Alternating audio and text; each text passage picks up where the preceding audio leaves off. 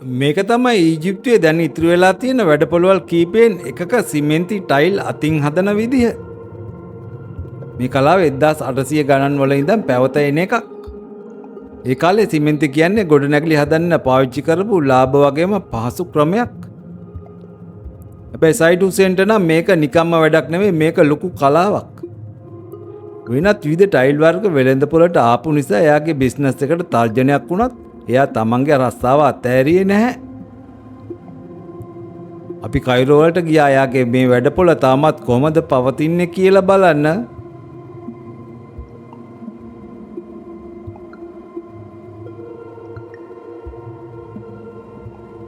Side tile හදන්න පටන් අරන් තියෙන්නේ එයාට වයස අවුරුදු 12 ඉඳන්. එදා ඉඳන් අද වෙනකම් එයා ටයිල් හදන්න පාවිච්චි කරන්නේ මේ පරණ ක්‍රමවේදයන්මයි.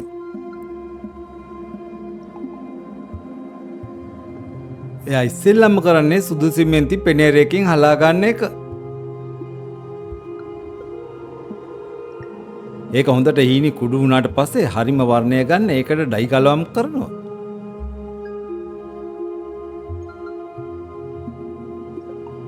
පාටවල් එක සෙල්ලම් කරන එක තමයි එයාගේ විශේෂ දක්ෂතාවය.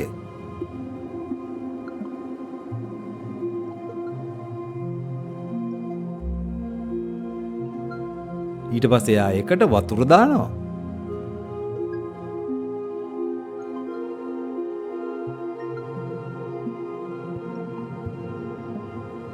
සයිඩ් තමන්ගේ අච්චු පාවිච්චි කරලා ඒ කොටස් වලට අදාළ පාටවල් වක් කරනවා.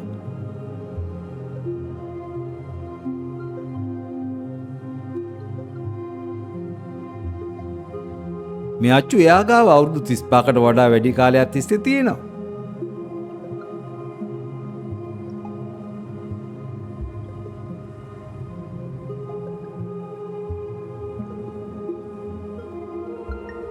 ඒ හීනි මොස්තර ටික හරියටම ගන්න එයා හරිම හැමින් වගේම බොහොම නිවැරදිව වැඩ කරනවා.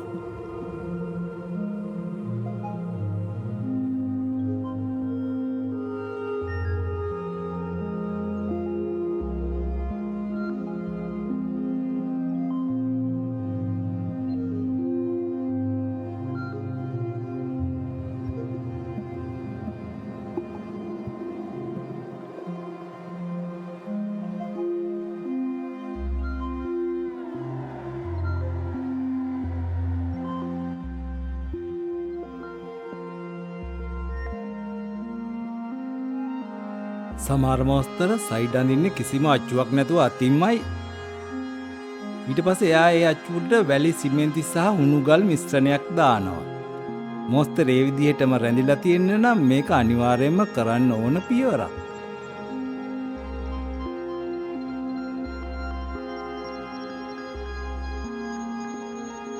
ඊළඟට ඒක එයා හයිඩ්‍රොලික් ප්‍රෙස් එකකට දානවා. ඒකේ තියෙන තෙරපුම නිසා තප්පර ගණනකින් සිමෙන්ති ටික හයි වෙනවා.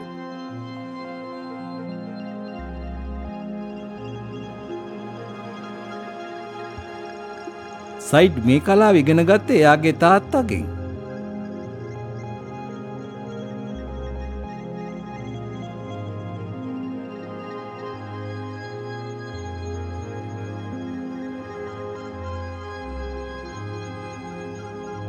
එයාගේ තාත්තා වැඩ කරලා තියෙන්නේ ග්‍රීක ජාතිකයෝ පවත්වාගෙන ගිය වැඩපොළක.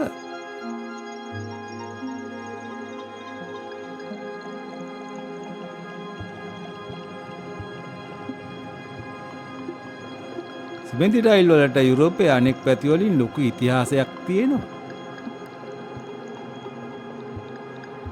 1800 ගණන් වල සිමෙන්ති කියන්නේ ලාභ වගේම හොඳ ගොඩනැගිලි ද්‍රව්‍යයක් කියලා හොයාගත්තට පස්සේ එංගලන්තයේ සහ ප්‍රංශයේ වගේ රටවලත් මේ කර්මාන්ත ශාලා ඇති වුණා.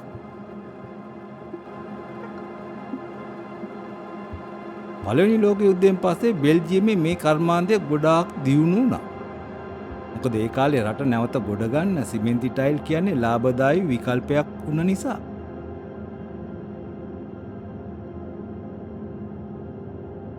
හැබැයි 20 වෙනි සියවස මැද වෙද්දී යුරෝපයේ අයගේ රුචිකත්වයන් වෙනස් වෙලා සිමෙන්ති ටයිල් අමතක වෙලා ගියා.